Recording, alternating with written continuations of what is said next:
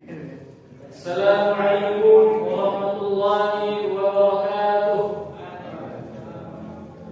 Alhamdulillahirabbil alamin, wassalatu wassalamu ala asyrofil anbiya'i wal mursalin wa ala alihi wa ashabihi ajma'in, amma ba'd.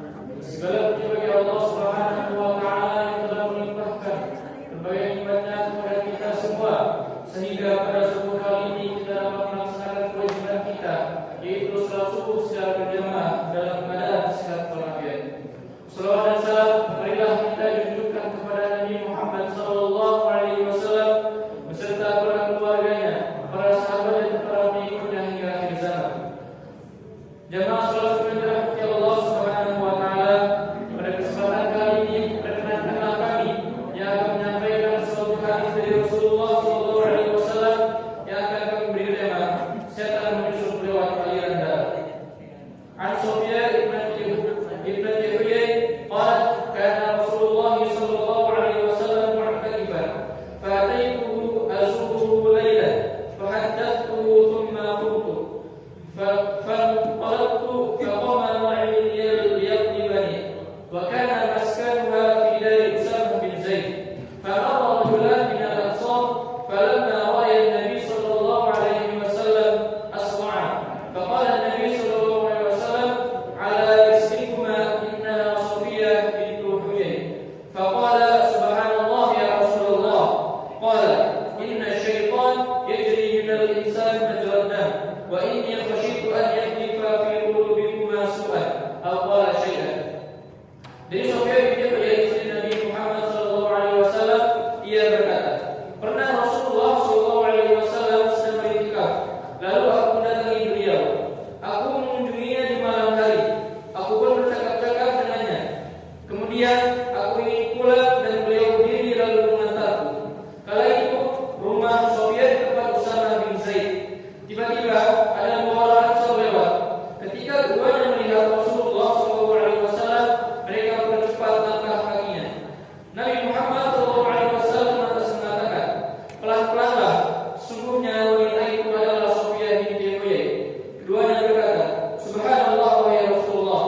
Kemudian Rasulullah SAW bersabda, yang artinya, sesungguhnya setan menyusup dalam diri manusia melalui aliran darah.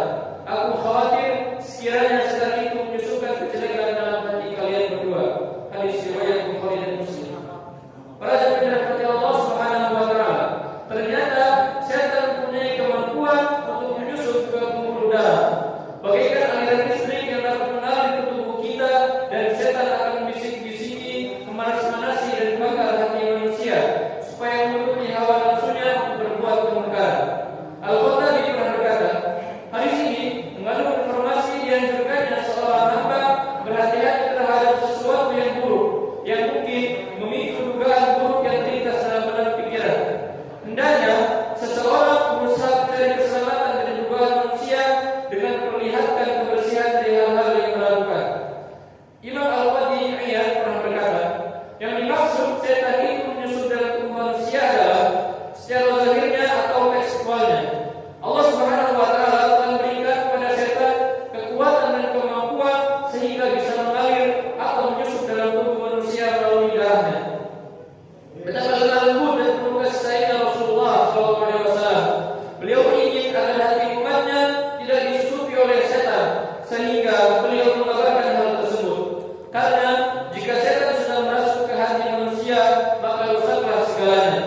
Secara potensial, memang setiap manusia memiliki setan dalam aliran darahnya, sehingga kemungkinan memiliki watak setan sangat mungkin terjadi. Maka disebut-sebut adanya setan dari kalangan manusia, yakni manusia berwatak setan.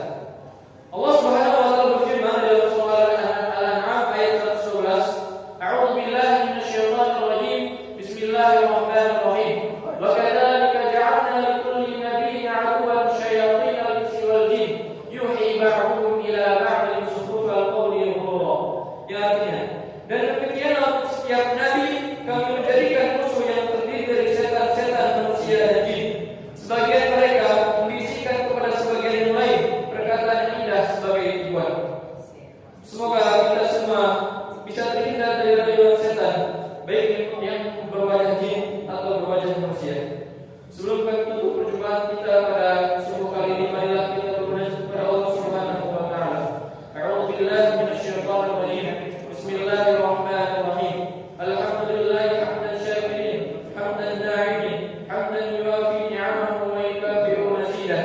Ya Rabbana lakal hamdu wa lakal syukru kama yanbaghi li jalali wajhikal karim wa 'azimi sultanik. Ya Allah yang Maha Besar dan Maha Kuasa, kami mohon kepada Engkau ya Allah untuk para musyrik, pemberi wakaf, orang tua asuh, para donatur, pembina dan pengurus yayasan, pengurus ponpes, bapak ibu jamaah salat subuh dan umat muslim dan muslimat. Ya Allah, ampunilah dosa-dosa mereka, baik dosa besar maupun dosa kecil, baik disengaja ataupun tidak disengaja. Ya Allah, berilah mereka hidayah agar mereka dapat melaksanakan semua perintah-Mu dan meninggalkan semua larangan-Mu.